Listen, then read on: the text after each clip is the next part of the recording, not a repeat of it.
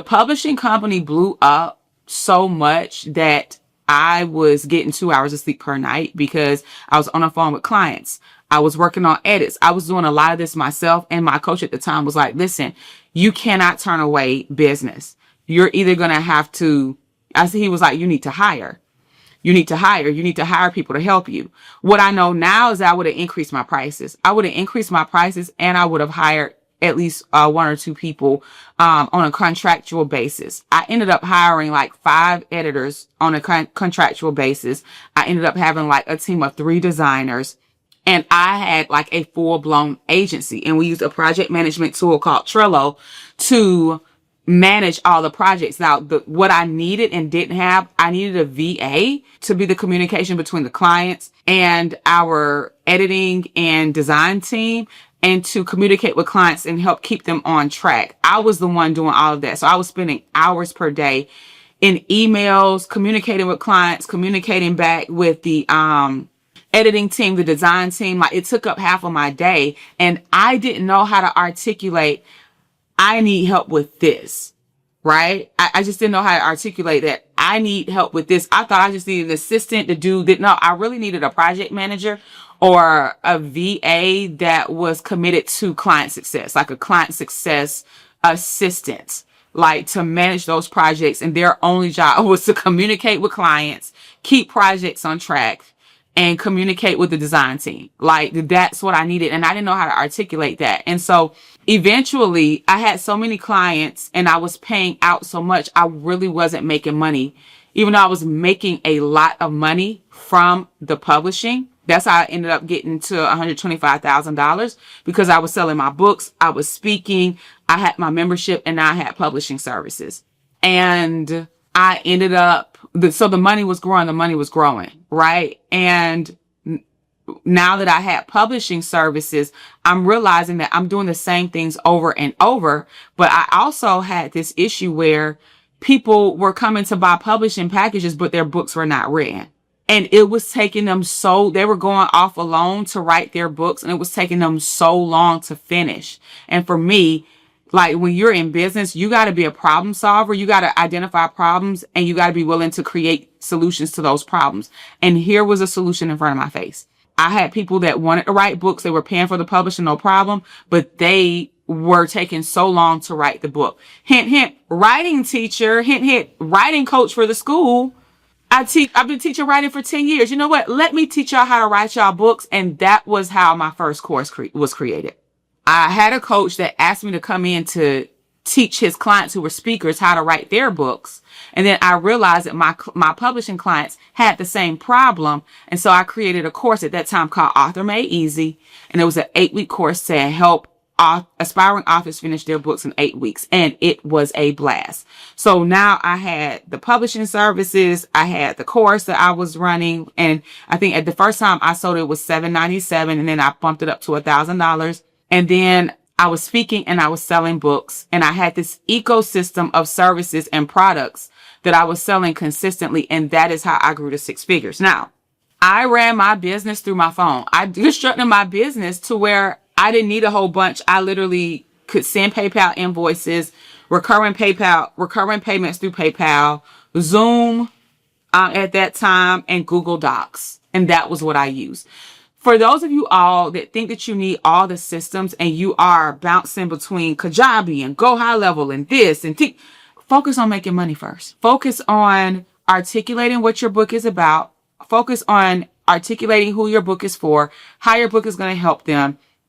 Create offers, create an offer extending from your book. Sell that offer, sell it consistently. Sell it repeatedly. Now, I will say this. I'm a very fast mover. I was selling my offers. I was selling them consistently and repeatedly before I added on other things. But what I find is that, especially when I'm working or have the opportunity to connect with a lot of people, like, they try to create this whole entire ecosystem of products and services, and none of it's selling. Sell one thing. Sell it consistently. Sell it over and over and over again. And one of the things I used to challenge myself, I said every single quarter, I had a new goal. I'm like, if I can make $10,000 every month this quarter, I know that I've got something. If I can bump this up to $15,000 or $20,000 per month every month, then, and I can do that in a row for 3 months, I know that I got a system that works. I do the same thing now. If I can make $80,000 every single month, I know that the system that I have is working, is working. If I can make $100,000 a month every single month, I know that the system that I have in place is working. Before you try to go do all the things, put something in place and sell it consistently. So if your book is your only product right now, make it your business to sell your book and to sell it consistently and to make a certain amount of money from your book sales every single month. When you do that, that means that you have a repeatable process in place that you can implement every single month, and you can do it. And now whatever you're doing, you likely can teach it to someone else. Like you can hire someone and they can do it and repeat those processes. Then increase your sales goal, or then add on a product and sell that product. I sold publishing services for at least by itself with the books, of course, and speaking, but I sold publishing services for five or 6 months consistently before no. When did I? No, I launched my book in 2016.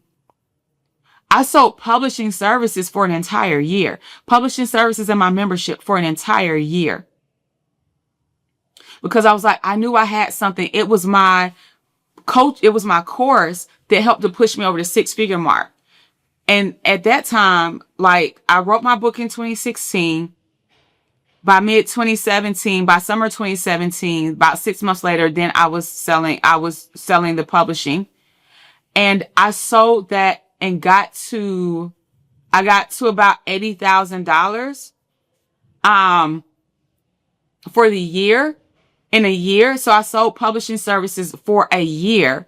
And then when I realized, hey, I need something to help people get over this writing hump. And that's when I created my writing course and launched it and had my first $10,000 month. And that was like 2 months after the school year had ended. So like school ended in May, and in July I had my first 5-figure month.